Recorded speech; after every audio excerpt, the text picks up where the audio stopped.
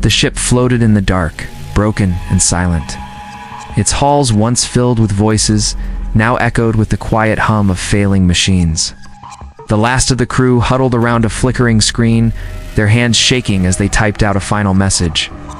They had no hope left. No one ever answered their calls. No one ever cared. Far away on a different ship, a man sat in a dimly lit room, staring at a screen. His name was Kyle Holt, and he was the commander of the deep space cruiser Odyssey. Around him, the crew worked quietly, the soft beeps of machines filling the air. Then, a sharp sound cut through the silence, a distress signal. Kyle leaned forward, his eyes narrowing. Most signals were ignored. The galaxy was a big place, full of cries for help that no one ever answered. But this one was different. It was weak, barely a whisper in the void, but something about it made him pause. His second in command, Nina Reyes, stepped closer. "Another dead signal?" she asked. Kyle shook his head. "No, this one's alive. It's using old Earth codes." Nina frowned. "That's impossible. No one out here knows those." Kyle played the message. Static filled the room. Then a voice broken, desperate, spoke a single word in English. "Help." The room went still. No one moved. No one spoke. Then Kyle stood up. "Plot a course. We're going." Nina's eyes widened. "They don't even know who they are." "Command will, I don't care," Kyle said. "If they know our language, they know our history. And if they're calling us, they're out of options." No one exchanged glances. No one argued. The Odyssey changed course, its engines humming as it cut through the blackness of space. Hours passed in silence. Then the ship dropped out of warp, and the screen lit up with a terrible sight. A broken station hung in the void, surrounded by wreckage. Ships torn apart, their hulls shattered, floated like corpses in the dark. And around them, like wolves circling prey, were other ships bigger, darker, their weapons glowing with a cruel light. Nina swallowed hard. "We're too late." Kyle's grip tightened on the controls. "No, we're not." A voice crackled over the comms, harsh, mocking. "Turn back, little ship. This is not your fight." Kyle didn't answer. He opened a channel and spoke 2 words. "We're staying." The enemy laughed. Then the Odyssey fired. Plasma cannons roared to life, tearing into the closest enemy ship. The crew scrambled into action, Nina barking orders. The engineer Greg Boone rerouting power, the scientist Lisa Wu frantically decoding the station's signals. The enemy hadn't expected this. They'd never faced humans before, and humans didn't run. As the battle raged, Kyle's eyes stayed locked on the station. Somewhere in there, someone was still alive. Someone had called for help, and he was going to answer. The enemy ships moved fast, their weapons glowing red as they turned toward the Odyssey. Kyle Holt didn't flinch. His hands gripped the controls as he shouted orders. "Boone, reroute all power to forward shields." The engineer's voice crackled back. "Already on it, sir."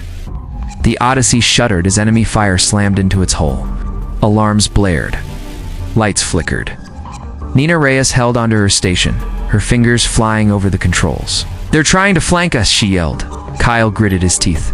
"Not happening. Lisa, can you find where that distress signal's coming from?" Lisa Wu, the scientist, was already working. Her screen showed the broken station, a mess of twisted metal and flickering lights. Then she saw it, a single life sign deep inside. "Got it, Section 7, lower decks. Someone's still alive in there." Kyle didn't hesitate. "Prep the Marines. We're going in." Nina turned to him. "You can't be serious. We'll get torn apart before we even reach the station." Kyle's voice was calm. "Then we'll make sure they're too busy to shoot at us." He opened the ship-wide comm. All hands braced for impact. "We're going through." The Odyssey's engines roared as it shot forward straight toward the enemy ships. The enemy fired, but Kyle didn't slow down. At the last second, he jerked the controls hard to the left. The Odyssey spun, its side scraping against an enemy ship with a screech of metal. The enemy vessel spun out of control, its weapons exploding as the Odyssey shot past. Boone whooped over the comm. "That's how we do it." Kyle didn't celebrate. "Ow." Marines move out. Now, the docking bay doors opened. 5 armored soldiers launched toward the station in small pods. The enemy tried to stop them, but the Odyssey kept firing, keeping them distracted. Inside the station, the Marines landed hard. Their leader, a tough woman named Carter, checked her rifle. We don't know what's in here. The station was a wreck.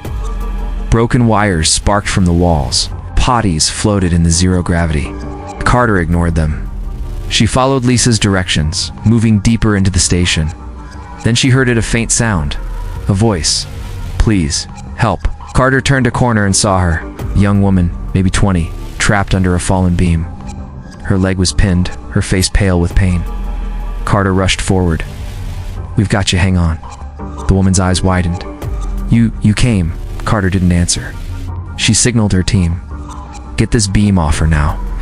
As they worked, the station shook. Enemy ships were still firing. Carter knew they didn't have much time. Back on the Odyssey, Kyle watched the battle. They were holding, but barely. Nina looked up from her screen. Kyle, we've got a problem. Big ship just warped in. It's their leader. Kyle's jaw tightened. How long until the Marines are back? 5 minutes, maybe? Kyle nodded. Then we buy them 5 minutes. He turned the Odyssey toward the new threat. The enemy leadership was massive, its weapons charging. Nina's hands hovered over the controls. We can't take that thing head on. Kyle's voice was steady. We don't have to, we just have to last 5 minutes. The Odyssey shot forward straight into the fight. The massive enemy ship loomed ahead, its weapons glowing bright. Kyle knew one direct hit would tear the Odyssey apart. He gripped the controls tighter. Boone, give me everything we've got on engines. The ship surged forward just as the enemy fired. Blast of energy shot past, so close the Odyssey shook violently. Alarms screamed through the ship. Nina held on to her seat. They're locking on again. He jerked the ship hard to the right, then suddenly down. The enemy's next shot missed by inches. Lisa, where are those Marines? Lisa's voice came through the cum. Almost back. 30 seconds. 30 seconds. Kyle had to keep them alive that long. The enemy ship fired again. This time Kyle couldn't dodge. The blast hit their shields hard. Lights flickered across the bridge. Shields at 20%, Boone shouted. Kyle saw the enemy charging another shot. They wouldn't survive another hit. Then he noticed something. The enemy ship had left its underside exposed. Nina, target their engines. Full power to weapons. Nina's fingers flew across her console. Got it. The Odyssey spun upside down and fired. Blue energy bolts slammed into the enemy ship's weak spot. For a moment, nothing happened. Then explosions rippled across the massive vessel. Yes, Boone cheered. But their celebration was short-lived. The docking bay doors opened, and the Marine pods shot inside. Just as more enemy ships appeared on the scanners. All Marines accounted for, Lisa reported. We've got the girl. Kyle didn't waste time. Get us out of here. Maximum warp. As the Odyssey jumped to warp speed, the bridge crew let out a collective breath. The girl they'd rescued lay on a medical bed, her injured leg being treated. She looked around with wide eyes. Carter stood nearby. She hasn't said much. Just keeps asking if we're really humans. Kyle approached slowly. The girl tensed. It's okay, Kyle said. You're safe now. What's your name? The girl hesitated. Lena, she finally whispered. Why did you send the distress call, Lena? Tears filled Lena's eyes. They took my brother. The bad people. They took many of us. I hid. Then I remembered. The old stories about humans. How they help. Kyle exchanged looks with Nina. What stories? Lena continued, her voice stronger now. Keeping the others at the mining colony. Please, my brother, he's just a boy. The crew fell silent. Kyle looked at each of them. Nina, Boone, Lisa, Carter. He saw the same determination in their eyes that he felt. He turned back to Lena. Show us where. The Odyssey changed course. The Odyssey dropped out of warp near a jagged asteroid field. Lena pointed at a flickering light in the distance. There. That's the mining colony. Kyle studied the scanners. The place looked abandoned, but he knew better. Boone ran a deep scan. Look for life signs. Boone worked his console. After a tense minute, he nodded. Got something? At about 50 people underground. And... 20 guards above them. Nina frowned. Only 20. That doesn't make sense. Lena's hands shook. I think no one would ever come here. The guards are lazy. They hurt people who try to escape. Kyle made his decision. We go in quiet.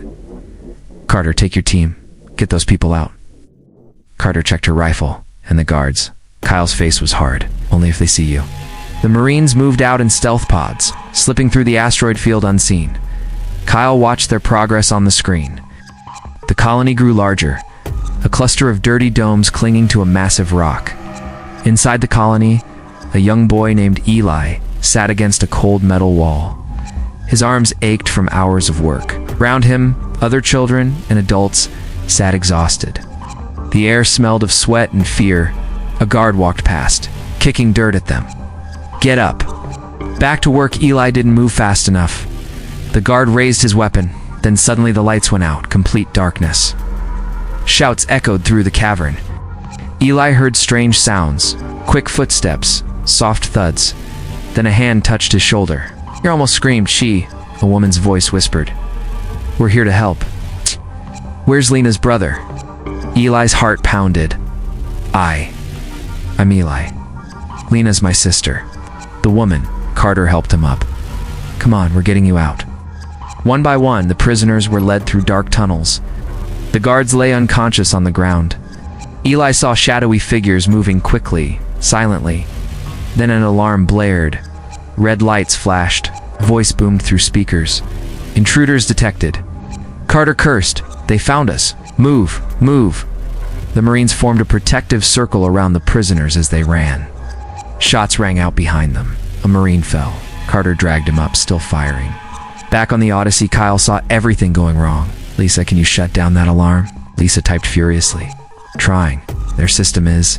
The alarm stopped. "Got it." But it was too late.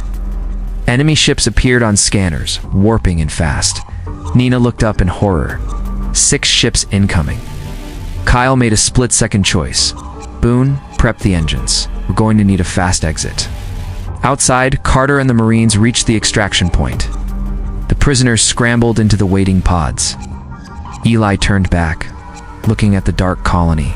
"Wait!" he shouted. "There's more people!" The lower levels, Carter hesitated. The enemy ships were getting closer. Then she made her choice. "Go. Get them to the ship. My team will get the others." The pods launched just as enemy fighters arrived. Laser fire lit up the asteroid field. The Odyssey returned fire, covering the escaping pods. Kyle watched as one pod took a direct hit. It spun out of control. Without thinking, he grabbed the controls. "I'm going after them." Nina tried to stop him. "We can't," the enemy ships. But Kyle was already moving. The Odyssey dove toward the damaged pod, catching it in its docking bay. Just as enemy fire rocked the ship, alarms screamed. Boone shouted over the noise, "Engine 2 is hit. We're losing power." Kyle gritted his teeth. "Where's Carter?" Lisa checked the scanners. "Still in the colony? Enemy ships are landing troops." The Odyssey shook violently as another blast hit. The lights flickered. Eli clung to Lena, both watching the screen in terror. Kyle made his choice. He opened a channel to Carter. "We're coming back for you. Hold position." Carter's voice was calm. "No, sir. Get these people to safety. We'll hold them off." The line went dead. Kyle slammed his fist on the console. Then he took a deep breath. "Boone, can we make warp?" Boone checked the damage. "Barely, 1 jump only." Kyle looked at the scared faces of the rescued prisoners. At Lena and Eli holding each other, he nodded. "Set course for home." As the Odyssey jumped to warp, the last thing they saw was the mining colony growing smaller, and Carter's team, standing ready to fight. The Odyssey limped home, its engines barely holding together. The rescued prisoners sat quietly in the cargo bay, wrapped in blankets. Eli and Lena stayed close to each other, their eyes watching the crew with quiet wonder. Kyle stood on the bridge, staring at the stars. His hands gripped the railing so tight his knuckles turned white. Nina approached carefully. "We couldn't have saved them," she said softly. Kyle didn't answer at first. Then he turned, his face hard. "Get Boone. We're going back." Nina's eyes widened. "The ship can't take another fight. We're not taking this ship." In the engine room, Boone wiped grease from his hands as Kyle explained the plan. At first, Boone laughed. Then he saw Kyle wasn't joking. "You're crazy," Boone said. "That'll never work." Kyle grabbed a tool, then we'll die trying. 3 hours later, a small, fast ship detached from the Odyssey. Kyle, Nina, and Boone sat inside, armed and ready. The Odyssey continued toward safety with Lisa in command. As they flew back toward enemy territory, Boone checked the weapons. "We've got one shot at this." Nina studied the scanner. "I'm picking up life signs at the colony. They're still alive." Kyle nodded. "Then let's get them." The colony looked worse than before. More guards patrolled the area. Ships circled like vultures. Kyle landed their small craft on a dark side of the asteroid, out of sight. They moved through the tunnels silently. The guards never saw them coming. One by one, the enemy fell too quick. Quiet attacks. Deep underground, Carter and her Marines sat in a dark cell. They were bruised but alive. When the door burst open, Carter reached for a weapon that wasn't there. Then she saw Kyle. "You idiot," she whispered, but she was smiling. Oh. They freed the Marines quickly. As they ran back through the tunnels, alarms blared. The enemy knew they were there. "Go, go." Kyle shouted as laser fire lit up the dark passageways. They reached the ship just as enemy fighters descended. Boone fired up the engines while Nina returned fire from the door. Carter helped wounded Marines inside. Then a blast hit nearby. The ship rocked violently. Kyle, still outside, lost his footing. Nina screamed his name as he fell. Kyle tumbled across the rocky surface, barely stopping at the edge of a deep crater. He looked up to see enemy soldiers running toward him. Then a small hand grabbed his arm. Eli pulled with all his strength. "Help me," he cried. Somehow the boy had stowed away on their rescue ship, while he was trying to save Kyle. Kyle scrambled up just as Boone's voice came through the cum. "Relieving now." He grabbed Eli and ran. Laser fire burned the ground around them. Nina reached out from the ship's door. As it began to lift off, Kyle jumped, throwing Eli into her arms. Then he grabbed the edge of the door as the ship rose. His legs dangled over empty space. Boone turned the ship sharply, nearly shaking Kyle loose. Enemy fire streaked past them as they shot into space. Inside, everyone breathed hard. Eli looked at Kyle with wide eyes. "You came back?" Kyle put a hand on the boy's shoulder. "We don't leave our people behind." As they flew toward safety, something unexpected happened. Other ships appeared on the scanner. Human ships. The Odyssey had reached help and sent reinforcements. The enemy ships turned and ran. Back at Earth's space station, crowds gathered to see the returning heroes. Lena and Eli stood together, finally safe. Reporters asked questions, but Kyle walked past them all. Later, in a quiet room, Eli asked Kyle why they helped when no one else would. Kyle thought for a moment, because someone had to. That night across the galaxy, others heard the story of how humans feared as Deathworlders had answered a call for help. How they had gone back when others would have fled. Somewhere in the dark, another distress call went out. This time, others listened.